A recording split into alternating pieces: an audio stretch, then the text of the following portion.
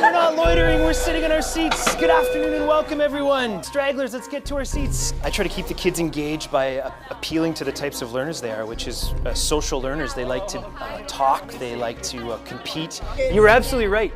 I think history is interpretation, documents, letters, photographs. Sort of like detective work, kids are all about relevance. If it's not relevant to their lives, then they have no interest in studying it. Many people might criticize history for not being relevant, but we're always looking for ways to try to connect the kids to that history. Good morning, class! All right, today we've got an awesome field trip for you. We're going to be headed over to Willestead Manor, which is in the park across the street. And I think we're really going to enjoy ourselves and come away with a much deeper respect for the history that's right here in our neighborhood. All right, everyone, this is Lynn. She's going to be our tour guide this morning. Welcome to Willestead. The manor is over 100 years old.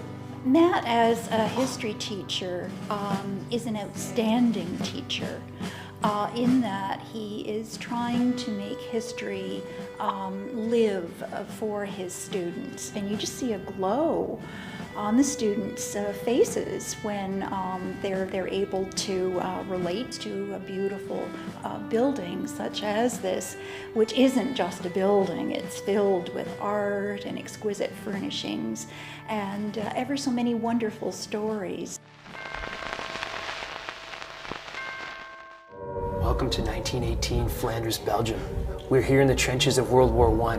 We're about to witness a battle taking place. You see soldiers of the Canadian Expeditionary Force preparing for battle. Are we ready to fight? To the trenches!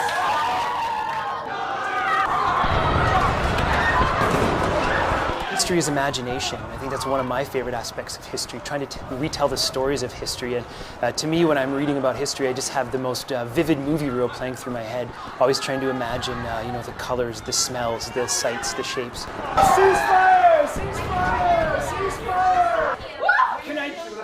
Can I just have your attention for a second? How many survivors did we have on this side? We had 3 survivors. So the point of this exercise then is to illustrate the futility of trench warfare during World War I. I guess if there was one thing I could really leave my students with, it would maybe be a sense that learning lasts forever. Learning is ongoing. It's you never stop. Learning can be fun. Learning can be enjoyable. It doesn't have to be painful or torturous. When we think back to being little kids and how inquisitive we were, I want them to leave that same kind of inquiry, that spirit of just vivid exploration, of enthusiastic inquiry. We'll have to wait until tomorrow to find out the results. Thank you very much. Leave the cards and the papers where they are. Have a wonderful day. See you tomorrow.